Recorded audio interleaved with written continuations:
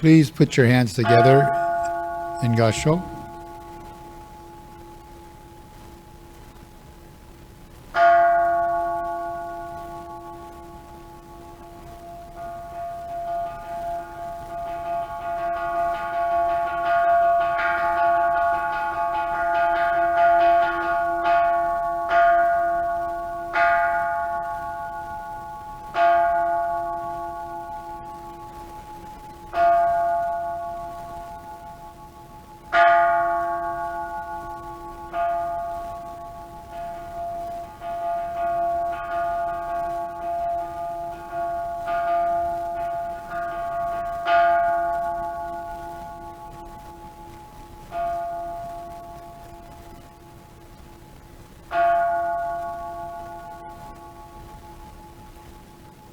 Please join me if you'd like in reciting one of Buddha's many names, Amida Buddha, in this fashion.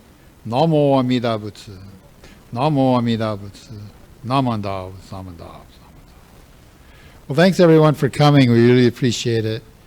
Because this is an intro kind of service, we're going to go ahead and explain some of the things that happen. Ordinarily, if you were to come to a Buddhist service, it would be a little bit more formal, it'd be a little more elaborate. We would have our officiant up on stage, for example, in the altar area we call the Onaijin, often assisted by one of our certified minister's assistants. And even then, the calling bell is the official start of the service. And in the old days, in a village, the temple would ring the bell and people would come from all over. Because they knew the service was about to begin. Now here we are, we're not in a village, but we're in this room, and when the bell rings we can listen and our scattered thoughts can come together just like the villagers might have generations ago. So I will be commenting on general Buddhist things as well as our particular tradition, and some of the vocabulary I'll use is specific to our tradition because that's what I know to call things. So kansho is an interesting word because it refers both to the bell itself and to the way in which it is rung. So it's very common for us to ask someone to ring kansho, and that means using the bell that's back there, a nice bronze bell that's suspended about this high. I'm sure it weighs several hundred pounds. With a wooden mallet or a rubber mallet. And the ringing of the bell is a tradition that we have. The way in which the bell is rung is a tradition in our particular school or sect of Buddhism, which is Jodo Shinshu or Shin Buddhism, sort of a parallel to Zen Buddhism. You can call our school Shin Buddhism. But it has the same purpose. So if you go to other Buddhist services, you may well find that the bell rings at the beginning. Buddhists in general like ringing a bell for a couple of reasons. One is that typically anyway, the ringing of the bell is beautiful. And secondarily, it reminds them of the Buddha's voice, pure and beautiful. And moreover, something that speaks to me and many Americans is that it's non-judgmental. It's not sorting people into desirable and undesirable or other categories, worthy or unworthy. The Buddha's message, like the bell, is meant to apply to all of us. And in the sutras, they sometimes say that the Dharma falls upon equally like rain falls upon plants. So we all get a chance to benefit from that. So last week we covered two important topics to Buddhism that are not usually part of the introduction. One was ahimsa, which can be translated as non-harming or non-violence. And the other is the middle way, which is a major part of the Buddha's teachings that is discussed. But it's of interest to me that actually the Buddha discovered the middle way before he became an enlightened being. That is, back then we could call him Siddhartha Gautama, his family name, before he was recognized as the enlightened Buddha. And although you can say that there are Buddhas throughout space and time, and on the face of the earth, we're sure that there have been other folks who are Buddhas, everyone agrees in the primacy of Siddhartha Gautama and what he achieved. So what we call Buddhism now goes back to this individual who became awakened. And I did let folks know, if you weren't here last week, that the way in which people talked about Buddhism, in English we like to put isms after things, or it is like Christianity, Buddhism, Islam. People would rather call it the middle way. So they didn't say Buddhism, they called it the middle way, because that was such a strong teaching. And in general, the middle way just means not being bound by A or B as your only choices. Maybe the choices range from A to Z, with lots of choices in between. So in English, we sometimes use the phrase horns of a dilemma. So that means that you don't know which choice to make. They both have positives, they both have negatives. You're not sure what the right thing to do is. The Buddhist application of the middle way would be, well, analyze it, figure out what's positive about one option, analyze what's positive about the other option. Is there something else you can do besides what you immediately see as your only two choices?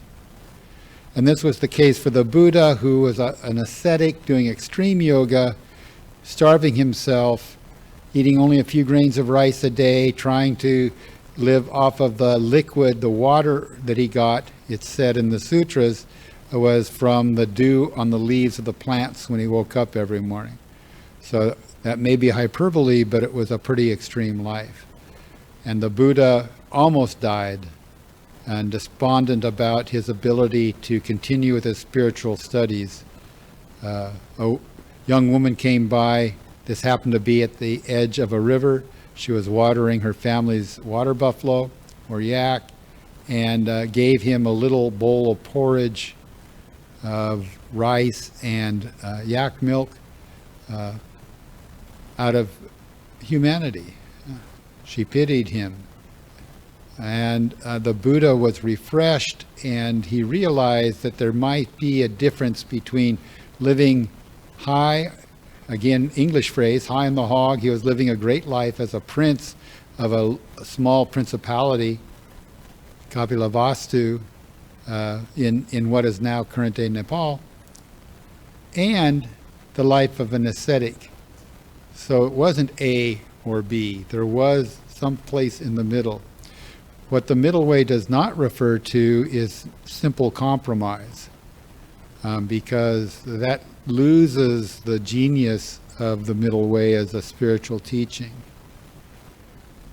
Himsa is important too, because if you think about it, Buddhists have a reputation in general, it's not universal, but in general, as being very peaceful people. And part of that is because, along with other important Indian religions, the principle of non-violence or non-harming is really important. So both of those are important. Today we're going to go ahead and go through some ritual. We will do a chant, and we'll talk about two other important teachings that once they're established, really identify the sort of field of Buddhism, the boundaries of Buddhism. And all Buddhism, depending on your experience with different schools, sects, or reading, come from these great teachings. I may go ahead and also mention a few things about our particular approach, but this is going to be both inside and outside Buddhism, if you will, because I'll be looking at things outside of the tradition as well as things as they appear from inside the tradition. Regardless, we're so grateful that you could come today, and I did want to thank some people I failed to thank last time. and most of them are here today. That's Yukari Williams, our Certified Minister Assistant. Gregg Yonkeura, who's helped with some hospitality. We'll have a place to sit down and talk and enjoy a few treats after the service, just one floor down. Last week, our videographer was Brevin Honda, and this week our videographer is Ken Muraoka. We may not be live streaming, but we are recording, and so this will get posted as a video regardless, either way, for those folks who are at home. So please, I apologize, you may not be seeing us in real time, but we really appreciate your attention, those of you who are watching otherwise. So if you were to attend one of our services, what you would notice is that we'd put our hands together and recite the Nembutsu, which for us has the idea of keeping the Buddha in mind. And we do that in the fashion you already saw. I'll go through it very briefly because it's an important tradition and in our school, but eventually I'll tie it back as well to some of the basic teachings we're talking about. So it involves putting your hands together in Gasho, and one hand is you, one hand is the Buddha. So putting your hands together in this form is already being one with Buddha. This is a common prayerful attitude across many religions, but it has that meaning within Buddhism as well. And then we recite the name of Amida Buddha, either in call and response or just in a flow. In a flow would be Namandavatsu, Namandavatsu, Namandavatsu, Namandavatsu, or starting off a little more formally, Namo Amida Butsu, Namo Amida Butsu, Namandavatsu, and then shortening it as you go. Call and response is what it sounds like. Usually it's a full enunciation of all the syllables, and then some people will also go ahead and recite the name afterwards.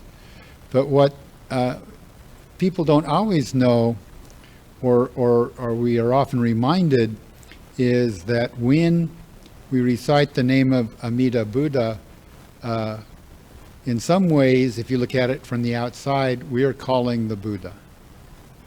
But from the inside, we believe that the Buddha is calling us.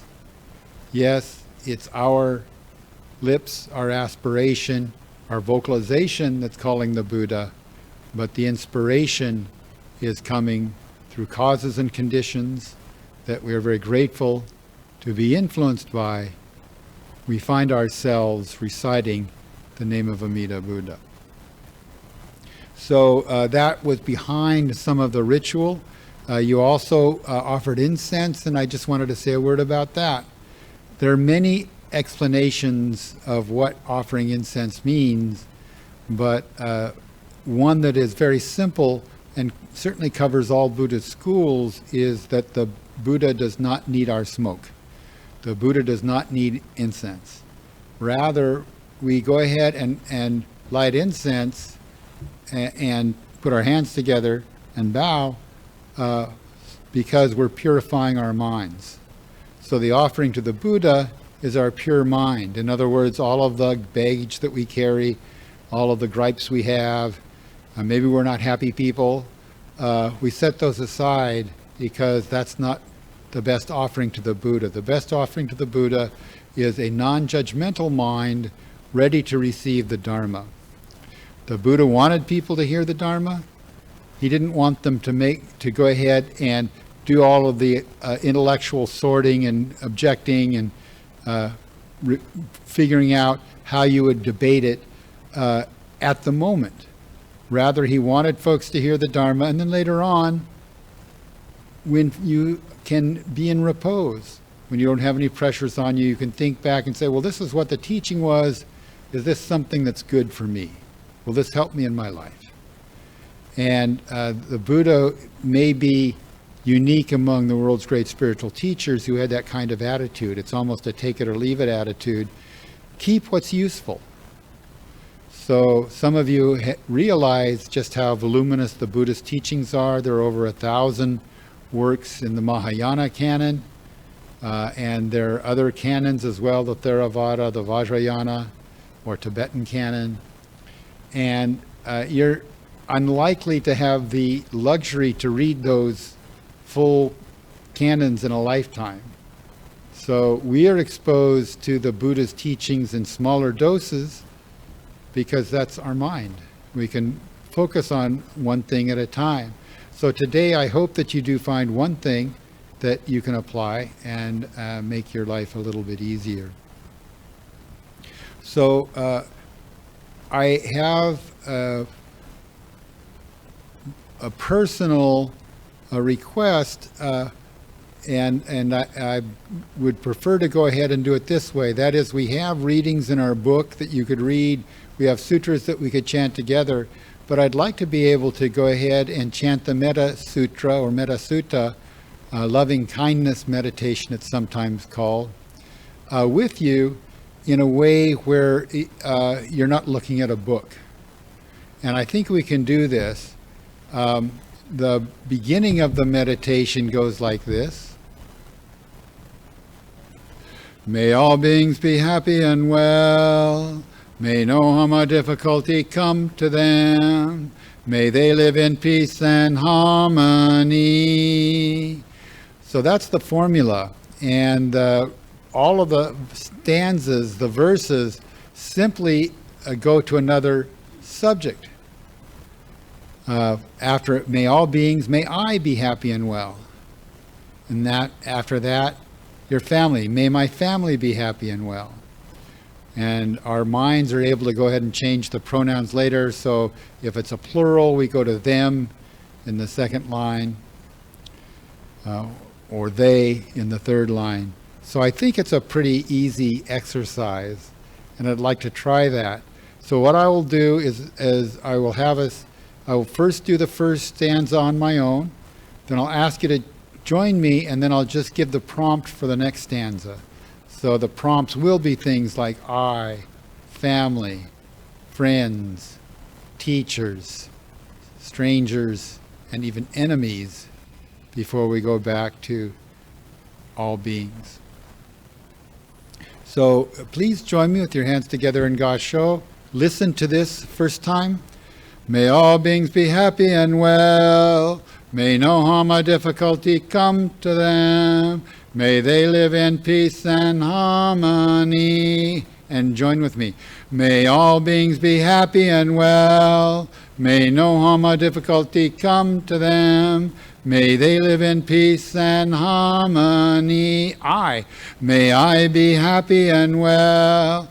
May no harm or difficulty come to me. May I live in peace and harmony. My family. May my family be happy and well. May no harm or difficulty come to them. May they live in peace and harmony. My friends. May my friends be happy and well. May no harm or difficulty come to them. May they live in peace and harmony. My teachers. May my teachers be happy and well. May no harm or difficulty come to them. May they live in peace and harmony. Strangers. May strangers be happy and well. May no harm or difficulty come to them. May they live in peace and harmony. Enemies. May my enemies be happy and well. May no harm or difficulty come to them. May they live in peace and harmony. All beings. May all beings be happy and well. May no harm or difficulty come to them. May they live in peace and harmony. And please, those of you who wish, join me in reciting Amida Buddha's name. Namo Amida Butsu. Namo Amida Butsu. Namanda Butsu. Namanda Butsu. So thanks for that. That you've already done 2 major rituals. You've offered incense, and together we've chanted an important sutra. We really like the Metta Sutra because it's so clear in English. Many of the sutras that we do chant, even translated into English, are kind of hard to understand. So for various reasons, we tend to chant them in the language in which we've received them. Most of the sutras we chant are in a kind of Chinese. We call it Sino-Japanese because it's using Japanese pronunciation applied to what were originally Chinese sutras brought over with the transmission of Buddhism from China through Korea to Japan. So today, we're getting right down into the middle of it. If you read almost any introduction of Buddhism, they're going to talk about the Four Noble Truths, and the first Noble Truth is pretty heavy. So I have some comments about that. But what I only learned much later is what the word noble is doing there. Yes, the Buddha himself grew up in a principality where he had some nobility.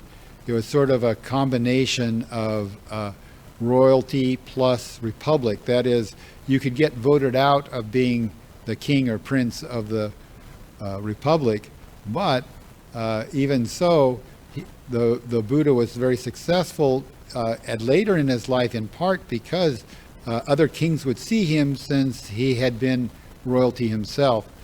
But focusing on this particular topic, what does the word noble mean? In the translations, they use the word noble not because of nobility in the sense of aristocracy, kings and queens, but noble in the sense of the enlightened perspective. So the four truths that we're going to review are noble because they come from the perspective of an enlightened being. And likewise, the word noble applies to the Eightfold Noble Way because they come from that perspective.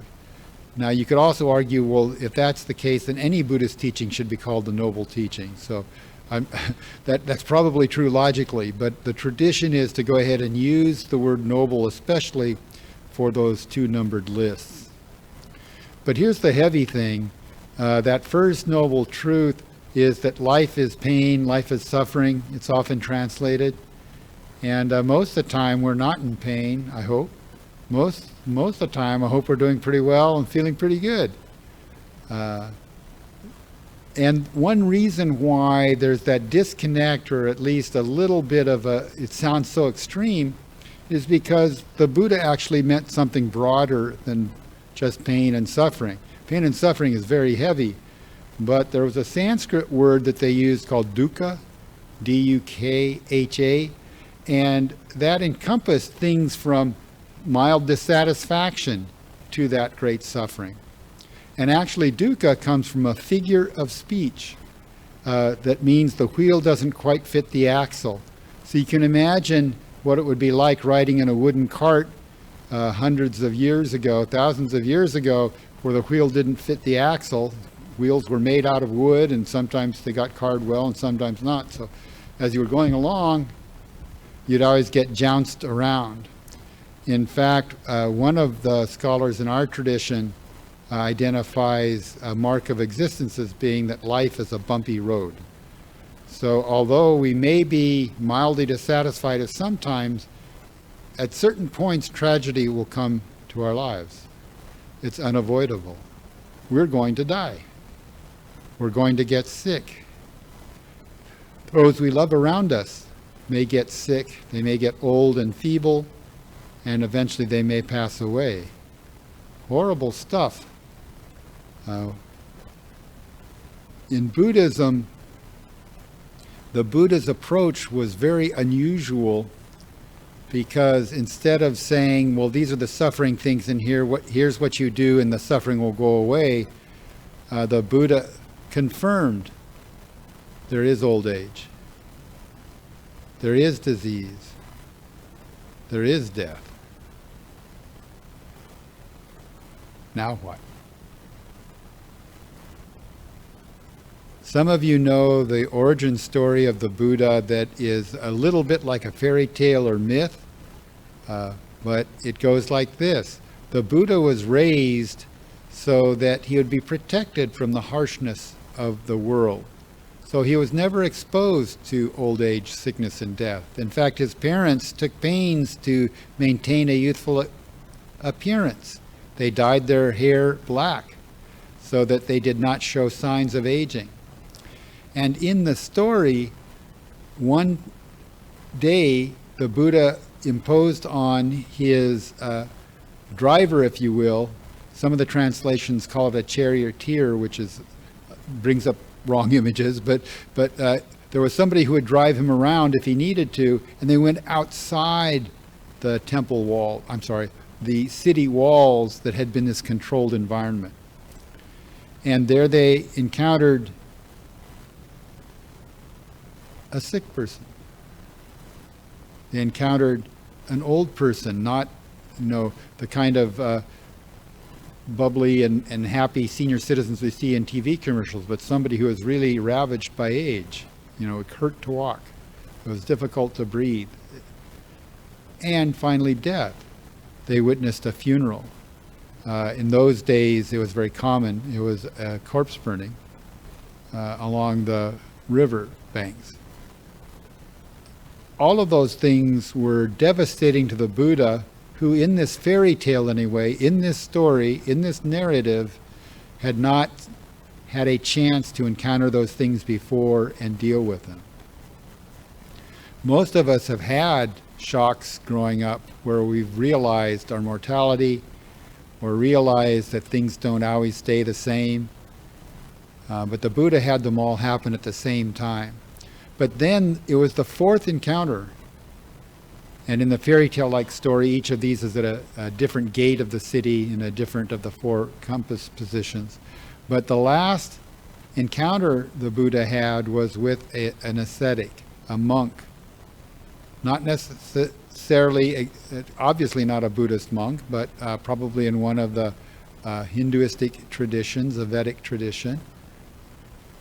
And the monk was not devastated. That is, that he seemed to be relatively happy, he seemed to be comfortable, and yet, if he encountered a sick person, he would ask if they were all right, try to help them, try to get them help. If he encountered an old person, it was the same thing. He was compassionate. He was not reduced to inability. He wasn't caught like a deer in the headlights like the Buddha felt he was caught. And finally, at a funeral, the monk would go ahead and express his condolences to the living and offer a few words of compassion.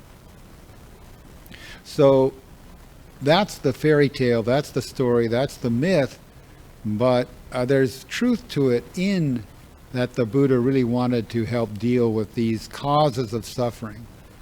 So I said earlier that the Buddha was unusual because he didn't say, okay, do this, do X, Y, and Z, and you'll be okay. What he said was that these are the causes of suffering. Let's find out more. So the first noble truth is that there is suffering in this world. It also includes just dissatisfaction. Like you get a new game system and then the next week they bring out a newer one that's even better. Or you buy a new car and it gets a ding in it the first week. Or all sorts of things can set us off. Maybe you have a neighbor that's too loud all the time.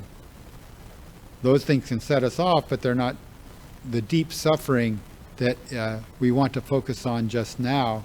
But they all fall under the same prescription. So the second noble truth is that that's because we're too wedded to the way things want to be. When things don't go our way, we get upset, we suffer. And there are some very basic truths, like old age, sickness, and death, that we have no control over. We can ameliorate them, we can try and do the best we can under the circumstances, but we are not able to halt them. So sometimes in translations you'll read things like, because of that, the second noble truth is that we suffer because of our attachments. But what we're being attached to is simply things aren't going the way we want. The word attachments is a little funny. We don't use it quite so much in the same way colloquially in English. But if you think about it, it's true. It's painful to us to remember the way our grandparents, for example, got older, less firm, more frail, and had more difficulties in their lives just with everyday existence. It's painful. Or sometimes they say passions, but passions really is getting at the same point. It's not that you're not supposed to have emotions. We all have emotions. We'd be psychopaths or sociopaths if we didn't have emotions about these things in our lives. But we have those passions because things aren't going our way, not the way we want. The third noble truth is that there is indeed a way to overcome these sufferings in our life. And the fourth noble truth I want to abstract out first simply as the spiritual way. That is that by developing our own spirituality, we come to better terms with these harsh realities of life.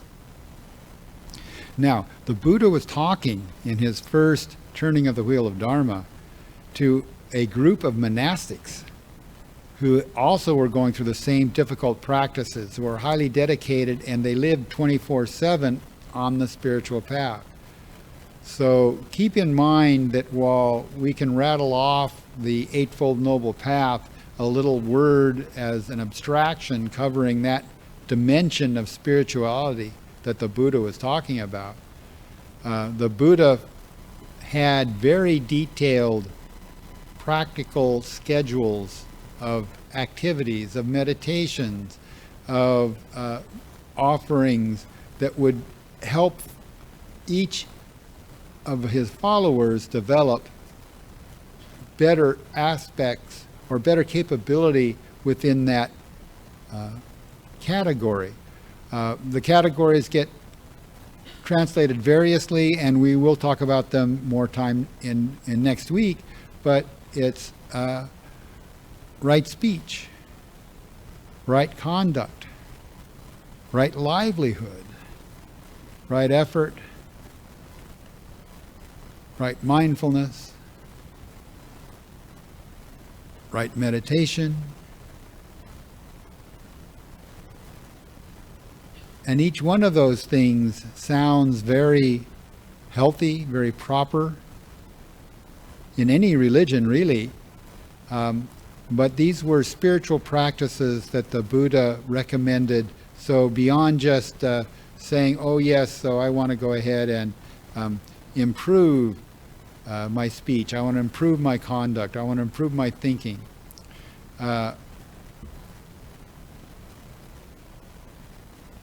Instead, each one of those is its own kind of program. And it's not a step program. You don't do step 1, step 2, step 3, step 4. It's that they're all dimensions that if you are living a spiritual life, if you're developing a spiritual life, you need to go ahead and spend some time on. I also hasten to add that the word right in this case does not mean right in the sense of right or wrong. It means appropriate. It's right for what will help you. It's not moralistic. It really is aimed at developing these greater reservoirs of spirituality. Some of you know that there is a karmic link, and in Buddhism, karma relates to causes and conditions. It doesn't mean that things are predetermined or that good things always happen to good people and bad things always happen to bad people. It just means that there's causes and conditions, but the Buddha plainly saw there is a link between thought, speech, and action.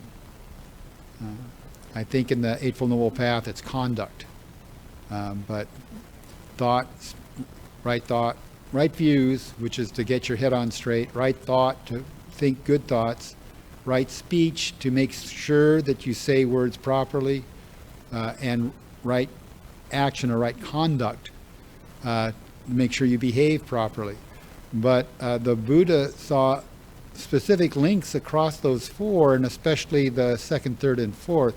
And that is that if you think bad about somebody else, you may end up saying something bad about somebody else. Or if you talk trash about somebody else, you may end up treating that person badly in a more overt fashion. So there really is a reason in Buddhism that we try and see where our mind is at. We want to know how we're doing. We want to see if there are opportunities to improve our behavior. And if you understand Buddhism, you realize that to control or improve my behavior, I have to improve my speech. Before that, I have to improve my thought, and I may even have to go ahead and improve my views of the world. So there are very practical teachings in the Four Noble Truths. What I will say for today is that fourth noble truth, which in the Buddha's case was an Eightfold Noble Path aimed at fellow ascetics and really kind of hardcore extreme practitioners. And if we go ahead and abstract it to a spiritual path, you will see how it travels through all of Buddhism. In our case, in Jodo Shinshu, in Shin Buddhism, there are a lot of things we probably could say for that fourth noble truth, but we might start by just saying, recite the Nembutsu. That's our spiritual practice. But throughout Buddhism, very often that spiritual practice will vary from school to school or sect to sect, and that's quite okay. The Buddha said that there are as many ways to become enlightened as there are grains of sand along the Ganges River Valley. In other words, countless. And what that means is that we all work out our own way as best we can. It may be within the context of one of the great traditions of Buddhism. There's no reason why you couldn't do it on your own.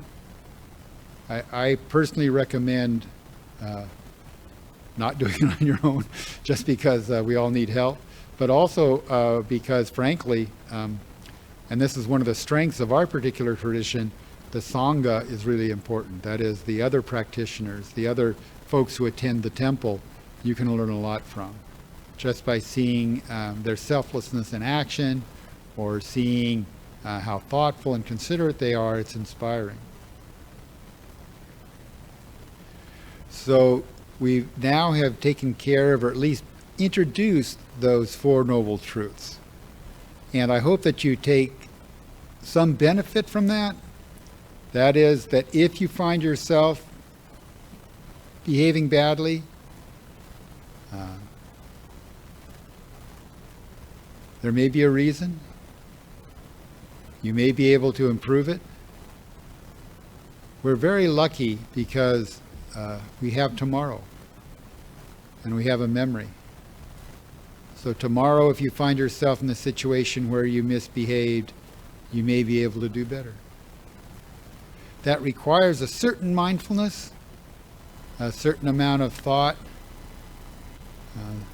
Even in Jodo Shinshu, where we tell folks just recite the Nembutsu, there's a lot to unpack from reciting the Nembutsu that eventually will lead us to take a look at our lives, even though we're told that we receive the wisdom and compassion of Buddha regardless of how good or bad we are.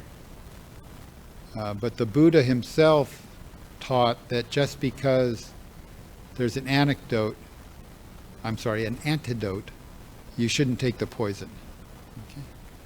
So we have reason to go ahead and focus on our own ethical behavior within Buddhism and within that context. So I did want to talk about the three poisons for a minute. It's a very powerful concept. The Buddha thought that these three things can be identified as the cause of some of our suffering. One is anger, one is greed, and one is ignorance. Now, you could use different translations of those words and change the order slightly. One would be greed, anger, and stupidity. That was a fun thing that some ministers in our tradition did for a while because the acronym is GAS. And so they could, in a sermon they could say, do you have gas? And then they'd explain that they're referring to the three poisons. But the three poisons are not such a joke. The Buddha talked about them directly. Anger, for example, and there's some very good Buddhist books if some of you have anger issues. But the Buddha said that getting angry at somebody is like picking up a burning coal to throw at them. So you burn yourself by picking up the coal, in other words. You may hit the other person and harm them as well. Or greed, if you realize that you're doing things unnecessarily that are too much in advance of your own agenda, too much in advance of your own wealth or lack thereof, that can be difficult. You won't be able to see things clearly because you've got this chip on your shoulder. You've got this filter where everybody else is doing well and you're not. You have a lot of pent-up anger about that, perhaps. And ignorance refers to our inability sometimes to see the bigger picture. So the antidote to ignorance, of course, is going ahead and developing yourself spiritually on the spiritual path, developing right views, for example, on how the world works. I also wanted to link, and I found this helpful when I heard the teaching, to link the three poisons to the middle way. If you look at the middle way in terms of time, that is, most of the times we get angry, it's because of something that already happened. Somebody slights you. Somebody says something cutting. Somebody cheats you. That happened in the past and you get angry. And greed is most often associated with the future. This is what I want. This is what I'm entitled to. How come I'm not getting it? And ignorance is focused on the present. So ignorance is that you don't see how anger is affecting your behavior. You don't see how greed is affecting your behavior. But if you're mindful in the present moment, that can begin to reduce your own ignorance about yourself and your situation. So in this case, the middle way is to reside in the present moment. Not so much on the past, not so much to the future. And this is where the concept of attachments is very helpful. We all get angry, we get upset, we're human beings after all, but we don't hang on to it. You want to develop in yourself the capacity to identify, well, I felt pretty bad about that. Is there something I can do different next time so I don't even feel so bad about it? Or can I learn something from why somebody treated me that way? Maybe they're going through something pretty bad themselves. Instead of focusing on and cherishing your own sense of injustice, you can go ahead and focus on the present moment to see how it's affecting you right now, and maybe even get a little distance from that attachment. So that's why I'm not crazy about the translation of the second noble truth, that the cause of our suffering is because of our passions. It makes it sound like you shouldn't have any passions at all. And that's not what the Buddha is getting at. The Buddha is getting at, in my view, just don't attach. Understand that tomorrow's another day, you may see things differently. Maybe you'll learn the person who treated you badly just went through something awful himself or herself. Maybe you'll understand tomorrow that you misinterpreted everything entirely. We're not omniscient. We don't always know the whole truth. So You can apply the middle way to the three poisons and focus on ignorance as the best way to deal with anger issues or deal with greed issues. And it's a useful teaching. When I was a kid and first got diagnosed with nearsightedness, I think I was in 4th grade or 5th grade, the first time I got a pair of glasses, everything was distorted and the sidewalk came up to me in a big, almost a bubble. And I really enjoyed that. So that was my first experience in living in the present moment, because it had a new view to it. In any event, living in the present moment, understood in terms of the middle way, does provide us an opportunity to deal with what the Buddha saw as some of the three poisons. So let me just check 1 minute.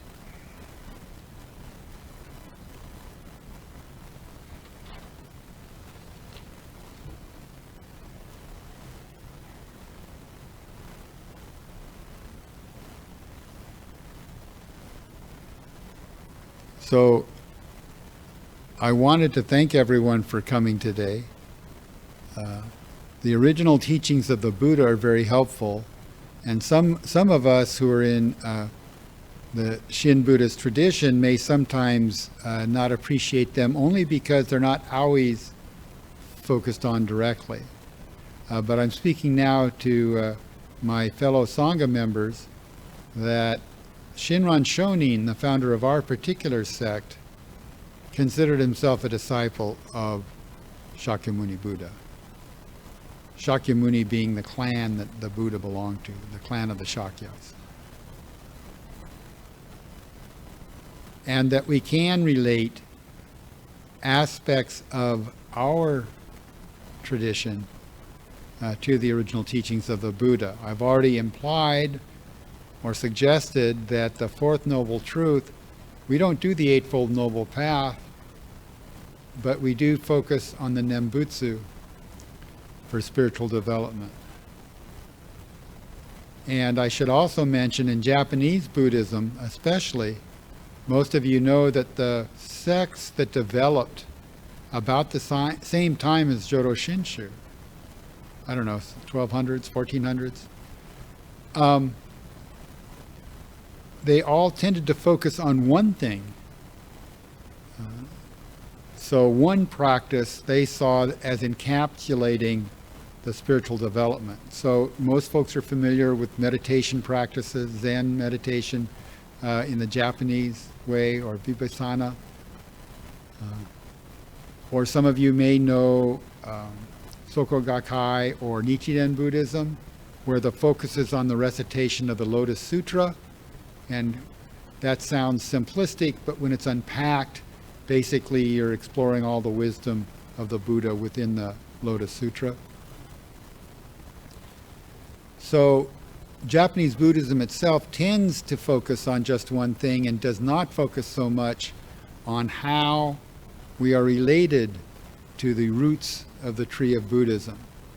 I liken our tradition, Jodo Shinshu, as a flowering on a top branch. But we have roots that go all the way back to ancient India, some 2,600 years ago. So there's nothing wrong with exploring those and appreciating them from time to time. And for some of you who may have a passing or just beginning interest in Buddhism, I hope that some of the comments here I've made are helpful. So I am going to make a quick announcement. I'm going to invite you to our hospitality downstairs, where if you do have questions, we can continue the conversation, and encourage you as well to attend our final session, which is just next week. We'll talk more about the Eightfold Noble Path in detail. And before I finish, I did promise that I would talk just one moment about the Bodhisattva. In Mahayana Buddhism, that is, you could identify it as the Buddhism that has Chinese roots. After Buddhism went to India, it went to China and went through some changes. And so most of the Mahayana sects existed in India, but they became a little more perfected, or at least formal in China, that they all identify the bodhisattva as a very useful concept. The bodhisattva, one who is about to be enlightened and waits until other people are enlightened. That is, my goal as a bodhisattva is to make sure all of other people are enlightened before I complete my process.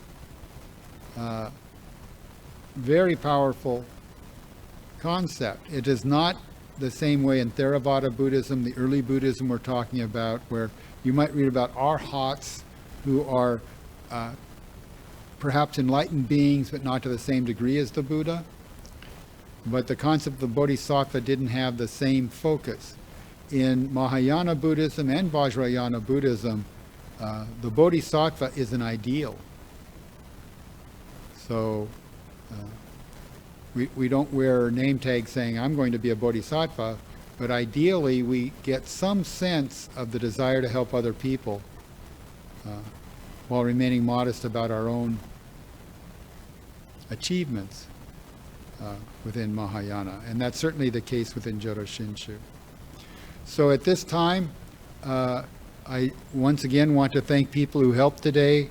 Yukari Williams, Certified Minister's Assistant, Gregg Yonkeura, who helped start the coffee maker downstairs and set out some nice desserts, awfully good-looking chocolate cake, and Ken Muraoka, who's helping us record this session. Please join me in expressing gratitude by putting your hands together in Gasho, and call and response, Namo Amida Butsu, Namo Amida Butsu, Namanda, Samanda. Thank you very much. You're welcome to offer incense before you go, and then please join us downstairs. Take care.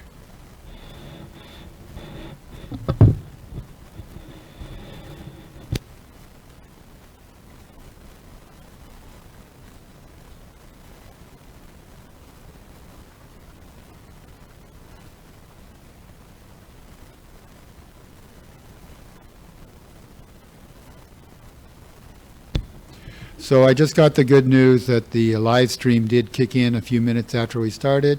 So again, thank you all of you from outside who joined us. Thank you.